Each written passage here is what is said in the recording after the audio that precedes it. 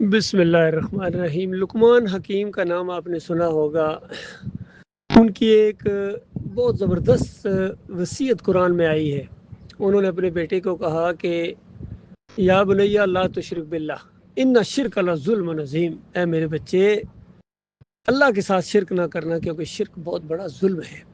اس کے علاوہ اور بھی نصیحتیں کی کہ دیکھو یہ حق بات کی تبلیغ کرتے رہنا، لوگوں کو سمجھاتے رہنا یہ مسئلہ، اور اس راستے میں جو بھی مشکلیں مصیبتیں آئیں ہمت نہیں ہارنی ہے، کام نہیں چھوڑنا ہے اور صبر کرنا اس کے اوپر، پھر صلات قائم کرنا، پھر لوگوں سے زیادہ گال پھڑا کے باتیں نہ کرنا تکبر کے ساتھ، یعنی لوگوں کو بےزتی نہ کرنا، لوگوں کی توہین نہ کرنا، کیونکہ سب سے بری آواز جو ہوتی ہے نا وہ گدھے کی، جو چیخ چیخ کر بولتے ہیں نا وہ گدھوں کی طرح گویا۔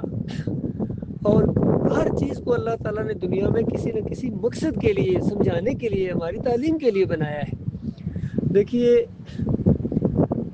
گدھے کی آواز بنا کے بھی اللہ نے ہمیں تعلیم دی ہے کہ یہ بری آواز ہے، حالانکہ اس کو بھی اللہ بنانے والا ہے۔ پھر قیامت کے دن یا جہنم کے اندر آتا ہے کہ جہنمیوں کی آواز گویا گدھے کی طرح ہوگی، اندازہ لگائیے جس طرح گدھے کی آواز کتنی خوفناک ہوتی ہے۔ جہنمیوں کو جو مار پڑے گی تو ان کی آوازیں جو چیخیں نکلیں گی نا، اندر آواز کبھی جاتی ہے، اندر جب ہوا کھینچتا ہے تو اور آواز ہوتی ہے، باہر نکالتا ہے تو اور طرح کی ہوتی ہے۔ اسی طرح جہنمیوں کی آوازیں نکلیں گی جہنم کے اندر ہمیشہ ہمیشہ کے لیے، کیونکہ دیکھیے اللہ مہربان رب ہے، یہ اس کی توہین ہے ہم شرک کریں۔ ہر شرک اللہ کو گالی ہے، یقین کیجیے۔ گالی کیا ہوتی ہے؟ توہین۔ جب ہم کسی اور کو پکارتے ہیں تو یہ توہین ہے ہمارے مالک اور خالق کی، کیونکہ کوئی مدد کر ہی نہیں سکتا ہے۔ یقین کیجیے اگر اللہ اس طرح کا نظام بناتا نا کہ چلو کوئی دوسرا بھی کر سکتا ہے، لیکن اللہ تعالیٰ خود کہہ رہا ہے کہ دوسروں سے نہیں میرے سے مانگنا، تو پھر بھی اللہ کی نہ ماننا بڑا ظلم ہوتا۔ لیکن حقیقت بھی اللہ نے بتا دی کہ میرے علاوہ کوئی کر ہی نہیں سکتا ہے، اس کے اندر بس کی بات نہیں ہے اللہ کے معاملات میں مداخلت کرے۔ اس سورج چاند کو اللہ تعالیٰ چلا رہا ہے، پوری کائنات کا نظام اللہ تعالیٰ چلا رہا ہے۔ آج جو آپ کو پوری دنیا میں یہ جنگیں نظر آتی ہیں، یہ بھی اس کے پیچھے اللہ تعالیٰ کی طاقت ہے، کیونکہ جب اللہ کو نہیں مانو گے تو مالک فرماتا ہے میں پوری قدرت رکھتا ہوں، تمہارے اوپر سے عذاب بھیجوں۔ یہ اوپر سے عذاب آ رہے ہیں کہ جب میزائلوں کی بارش ہوتی ہے نا، یہ اوپر سے عذاب اللہ کے آتے ہیں، یا تمہارے نیچے سے زلزلے جس طرح آتے ہیں، اس طرح تمہارے اندر، یا گروہوں میں بانٹوں اور آپس میں لڑا دوں، ایک کی طاقت کا مزہ دوسرے کو چھوڑوں۔ تو یہ والا عذاب آج پوری زمین کے اوپر آ رہا ہے، اس سے پہلے بھی آتے رہے ہیں، یہ بھی آ رہا ہے۔ یہ شرک کی وجہ سے ہے، اللہ کی نافرمانی کی وجہ سے ہے، کفر کی وجہ سے ہے۔ اور افسوس کے اوپر افسوس یہ ہوتا ہے کہ چلو دوسری قومیں شرک کریں، بات سمجھ میں آتی ہے، یہ مسلمان شرک کرنا شروع ہو گئے ہیں۔ مسلمانوں نے فرقے بنا لیے ہیں، ایک دوسرے سے لڑائی کرتے ہیں، نفرت کرتے ہیں، گالیاں دیتے ہیں ایک دوسرے کو، قتل کی دھمکیاں دیتے ہیں، قتل کرتے بھی ہیں، پھر ایک دوسرے کو قتال کرتے ہیں۔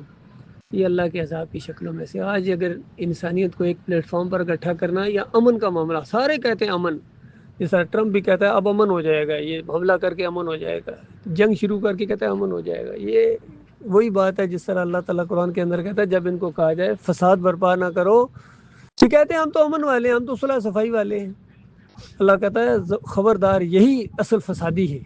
تو سب سے بڑا فساد اس زمین کے اوپر یہ شرک ہے۔ مالک خود فرماتا ہے ظہر الفساد فی البر والبحر بما کسبت ایدی الناس قل سیروا فی الارض فانظروا کیف کان عاقبۃ الذین من قبل کان اکثرهم مشرکین، کہ جو خشکی اور تری میں یہ جو فساد برپا ہو گیا ہے، یہ لوگوں کے اپنے ہاتھوں کی کمائی ہے، ان کے اپنے کرتوت ہیں جو ان کے منہ پردے مارے جا رہے ہیں۔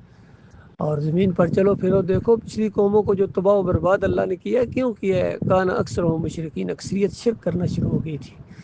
آج ان مسلمانوں کے اندر بھی شرک آ گیا ہے، فرقوں میں بٹے ہوئے، بریلوی ہوں، دیوبندی ہوں، اہل حدیث ہوں، سلفی ہوں، کوئی ایک مسلک، ایک جماعت ایسی نہیں جس میں شرک نہ ہو۔ پھر دین کو انہوں نے دینداری کی بجائے دکانداری کی شکل اختیار کر لی ہے، نماز پڑھانے کے پیسے، اذان دینے کے پیسے، اس طرح انہوں نے اللہ کے غضب کو بھڑکا دیا ہے۔ دنیا میں تو یہ ذلت اور خواری ہے، کیونکہ اللہ کی کتاب کی کچھ حصے کو ماننا اور کچھ حصے کو نہ ماننا یہ بہت بڑا جرم ہوتا ہے، اور اس کی سزا اللہ تعالیٰ بتاتا ہے۔ مالک فرماتا ہے بتاؤ اس کے علاوہ کیا سزا ہو سکتی ہے کہ دنیا میں ذلت اور آخرت میں اشد العذاب۔ دیکھیے دنیا کی ذلت اور خواری تو اپنی آنکھوں سے دیکھ رہے ہو، تو اس کا دوسرا حصہ جو مالک فرماتا ہے آخرت میں اشد العذاب، یہ بھی اپنی آنکھوں سے دیکھو گے۔ اور یہ جو شرک اور کفر کر کے اللہ کی نافرمانیاں کر کے یہ جنت کی امیدیں دلاتے ہیں یا امیدیں رکھتے ہیں، جہنم ان کے لیے منہ کھولے ان کا انتظار کر رہی ہے۔ اللہ تعالیٰ اس خوفناک انجام سے اپنی پناہ میں رکھے۔